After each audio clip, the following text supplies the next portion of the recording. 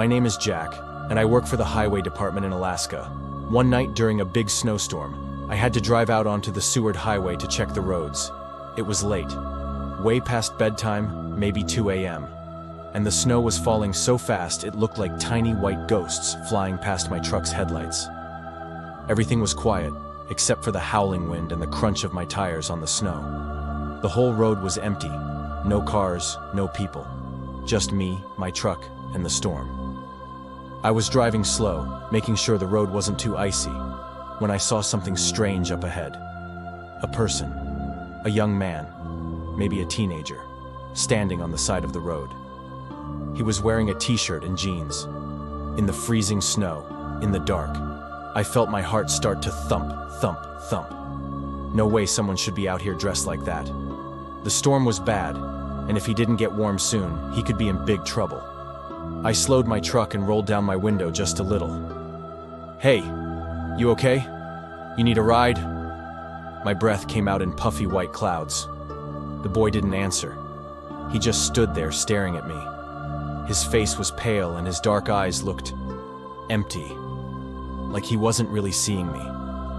The wind picked up, blowing snow all around him, but he didn't shiver, didn't move, just stared. I felt a cold shiver crawl down my back. Something didn't feel right. I reached for my radio. "Dispatch, this is Jack. I've got a kid on the highway in just a t-shirt and jeans. Can you send someone out?" Static. "Dispatch?" More static. I looked back at the boy. He was still staring. My truck's headlights made his skin look even paler. Then, he took a step toward me. I flinched. My fingers gripped the steering wheel. The air inside my truck suddenly felt freezing, even though the heater was on full blast. Something in my gut screamed at me to go. I glanced in my side mirror to check the road before pulling away, and that's when my stomach dropped. There were no footprints in the snow. None. The boy had been standing there for at least a minute, but the snow around him was perfect. No marks, no dents, no tracks leading up to where he stood. I whipped my head back around. He was gone. Just gone. My heart was pounding so hard I thought it might burst out of my chest. I scanned the road, my headlights shining far down the empty highway. The snow kept falling, the wind kept howling. But the boy, nowhere. I slammed the truck into drive and sped off, my hands shaking. My breath came fast, fogging up the windshield. I didn't stop until I got back to the station, where the other workers were waiting. "You look like you saw a ghost," my buddy Tom said, laughing. I gulped and told them what happened. When I got to the part about the footprints, Tom's face went pale. "Jack, that stretch of road? That's where a kid went missing last winter. They never found him. He was wearing a t-shirt and jeans." My stomach felt like it flipped upside down. "No way," I whispered. Tom nodded. "And you know the creepiest part?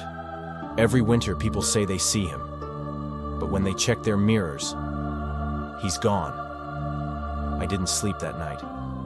And to this day, I never stop on that highway after dark, because I know what I saw, and I know he's still out there.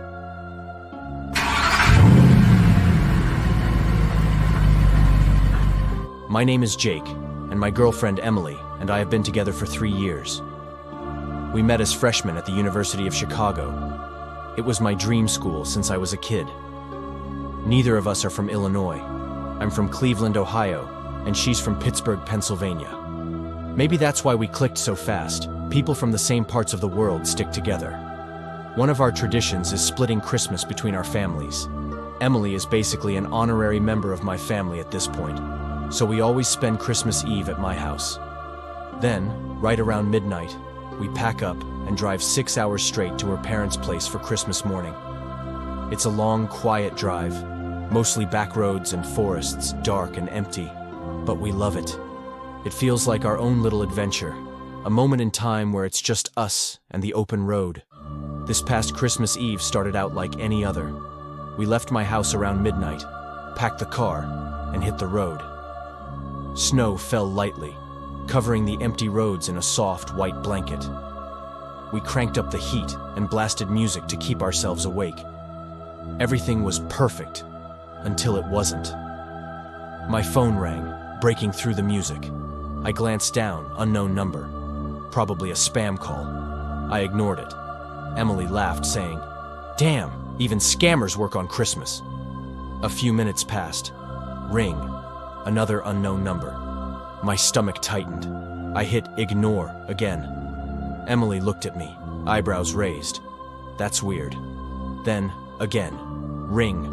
I was pissed. Who the hell calls 3 times in the middle of the night? I grabbed my phone and swiped to answer, ready to cuss someone out. "Hello?" I snapped. Silence. Then, a faint, crackling static. I was about to hang up when a voice came through the speaker. "Hello, Jake." I nearly swerved off the road. My breath caught in my throat. My hands went clammy against the steering wheel. The voice was low, calm, and wrong. I didn't recognize it. Before I could respond, the man continued. He started listing details about me, my full name, my address, my birthday, things no stranger should know, things no stranger could know. I wanted to pull over, but my hands were locked on the wheel. My mind was racing. Who was this? How did he know so much? Then he said something that made my blood run cold. "I'm not here for you, Jake. I'm here for Emily." I felt my stomach drop. Hearing my name was terrifying. But hearing hers, that was so much worse. I turned to Emily. Her face was pale, her eyes wide. She had heard him. I stammered, I don't know any Emily. You've got the wrong number." The man chuckled. "She's sitting right next to you." I slammed the brakes. The car skidded, snow spraying up around us. I could barely breathe. My hands were trembling. Emily reached over, and in one fluid motion, hung up the phone. "What the hell?" I shouted. "Why did you do that?" She didn't answer, just stared at me with terrified, tear-filled eyes. I tried to call the number back. Once, twice, 3 times. Nothing. Emily whispered, "Just keep driving. Please." My heart was hammering, but I put the car in gear and drove. Silence stretched between us. My mind was spinning. Who was that? How did he know? Who else knew we were driving tonight? The rest of the drive was dead silent. No music, no conversation. Just the sound of my own ragged breathing and the wind howling outside. I kept glancing at my phone, waiting for it to ring again. It never did, but I know it will. It's just a matter of time.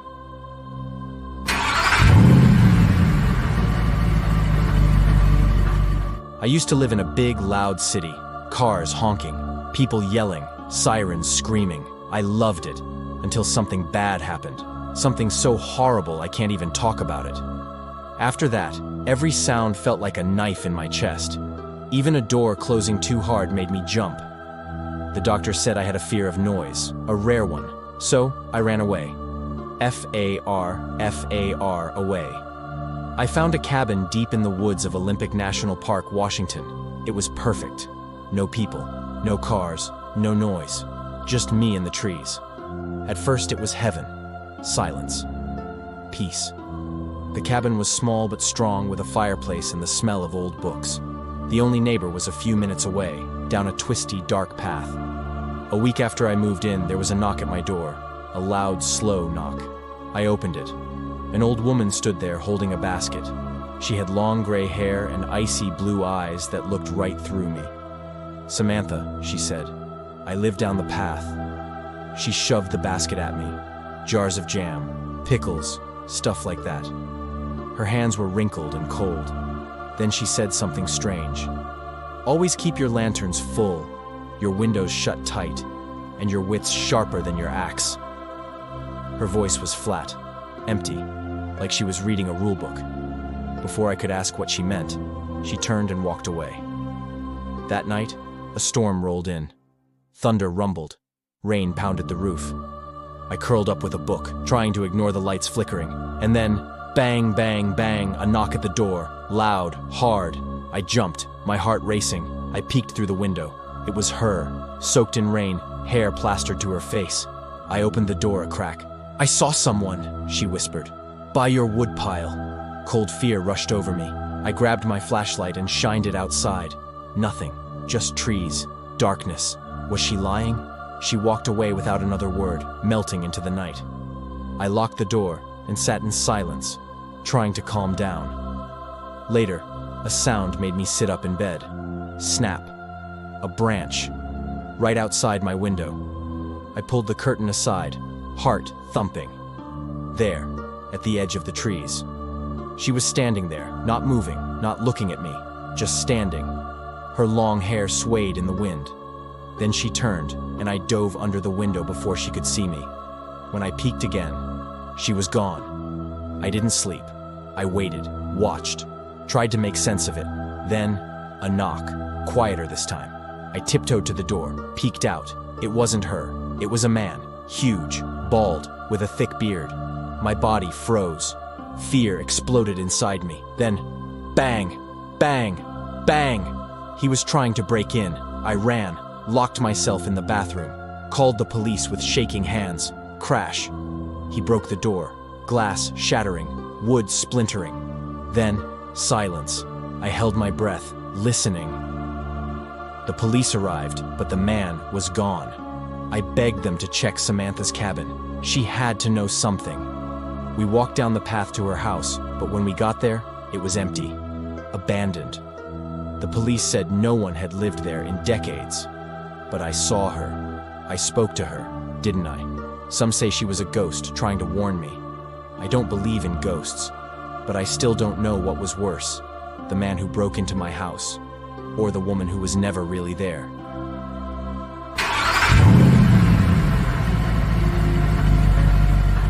This happened a few months ago. I drive for Uber, mostly late at night when the streets are empty. The pay is better, but sometimes you get a ride from hell. It was a quiet night in Chicago, cold, windy. The kind of night where the air feels heavy, like something bad is about to happen. I was driving my old beat-up Toyota, listening to the hum of the engine, when a ride request popped up. Pickup location, a 7-Eleven. Something felt wrong. You know that feeling? That deep sinking feeling in your stomach? But I ignored it. I drove to the store anyway. As I pulled up, my stomach dropped. The 7-Eleven was closed, lights off, parking lot empty. And then, I saw him. A man stood outside, pacing. His hoodie was filthy, full of holes. His hands twitched. His head jerked from side to side, like he was watching for someone or something. My gut screamed at me to leave, but I didn't. I unlocked the door. He slid into the back seat. Silent. Just sat there. Most people check their phones, stare out the window. Not him. He just stared at me through the rearview mirror, not blinking, not moving. I tried to ignore him, turned on the radio to break the silence. Turn it off. His voice was low, rough, like he had been smoking since birth. My hands shook as I hit the power button. Silence again. Then he spoke. "You ever pick up someone you shouldn't have?" My throat went dry. I forced a laugh. I hope not. He didn't laugh. He didn't even smile. Just leaned back, muttering to himself. I caught pieces of it. Something about being an Uber driver. About how some guys stole from him. He smiled as he talked about it. Then he said something that made my blood turn to ice. "It's funny how much trust you put in someone sitting right behind you." I gripped the wheel tighter. My heart was pounding. The GPS said we were only a few minutes from his drop-off. I just needed to get there. Fast. Then he started mumbling, apologizing. Not to me, to someone who wasn't there. He kept whispering, "I didn't mean it. I'm sorry. I didn't mean it." My skin crawled. What did he do? What was he sorry for? Then, "You missed the turn," he shouted. I slammed on the brakes. My hands were shaking so bad I could barely hold the wheel. The GPS showed I was going the right way, but he was furious. "Pull over," he growled. I didn't argue. As soon as I put the car in park, I saw it. Headlights, coming up behind us, a police car. I held my breath as the cop car crawled past, its spotlight sweeping over my car. The man in my backseat slumped down, trying to hide. I turned my head slightly and saw him lying flat across the seat, his eyes closed. My heart pounded. What was he doing? We sat there for what felt like forever. Then, finally, he sat up. He looked at me through the mirror. "You got lucky," he whispered. And then, he opened the door and disappeared into the darkness. I ended my shift immediately, drove home, locked my doors, couldn't sleep. A few days later, I saw something online, a news article, about a robbery. A 7-Eleven had been hit that night, 2 blocks from where I picked him up. I had let a criminal into my car, someone who might have had blood on his hands, and he had been sitting right behind me. I never drive without a dash cam now, and I never ignore that sinking feeling in my gut.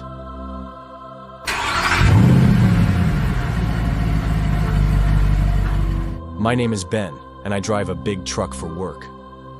One night, I was driving down the Pacific Coast Highway in California, where the road twists and turns next to the ocean. It was late, way past bedtime, and the only lights were my headlights and the moon shining on the water. The road was quiet. No cars, no people, just me and my truck. The sound of the waves crashing below made me feel small. Then, up ahead, I saw it. A cloud. But not a normal, soft, puffy cloud like the ones in the sky. This one was on the road, right in the middle of the highway. It was huge, maybe 20 feet wide, and so thick I couldn't see through it. It didn't move, it just sat there, like a big, heavy wall of fog. I pressed my brakes and slowed down. There was no way around it. On one side was the cliff leading to the ocean. On the other side was a steep rock wall. The only way forward was through. Something about it made my stomach feel weird. The air in my truck felt heavy, like when a storm is coming. I turned on my high beams, but the light just stopped at the edge of the cloud, like it was eating the brightness. I swallowed hard. I didn't want to go through it, but I had to. I took a deep breath and gripped the steering wheel. "Okay, Ben," I whispered. "Just drive." I rolled up my windows. I locked my doors. I didn't know why, but it felt like the right thing to do. Then I drove in. The moment my truck touched the cloud, the world went silent. No waves, no wind, no sound from my tires, just nothing. My headlights barely worked inside the cloud. The fog swirled around my truck, thick like smoke. My hands felt sweaty on the wheel. Then bang! Something hit my truck, hard, like a rock smashing against metal. I jumped in my seat. My heart started pounding. I checked my mirrors. Nothing. I kept driving, my breath coming fast. The cloud felt like it went on forever. It was getting harder to breathe, like the air was too thick. Then, bang, bang, 2 more hits. Something was out there. I pressed my foot on the gas. I wanted out, fast. My headlights flickered. The truck shook. I heard something scratching along the sides of my truck, like long, sharp claws raking across the metal. I couldn't see it, but it was there. I gripped the wheel tighter and kept going. The cloud was endless. My chest felt tight. My arms were shaking. My mind screamed for me to get out. Then, just as suddenly as I entered, I broke through. The cloud was gone. The wind rushed back. The sound of the waves came roaring in. My headlights worked again. I looked in my mirrors. Nothing. Just empty road. I kept driving. Fast. My hands were still shaking. When I finally stopped at a gas station, I got out and looked at my truck. There were long, deep scratches on the sides, like something had tried to hold onto me. I don't know what was in that cloud, and I never want to find out. Now, when I see fog on the road, I always take a different way, because I know something is in there.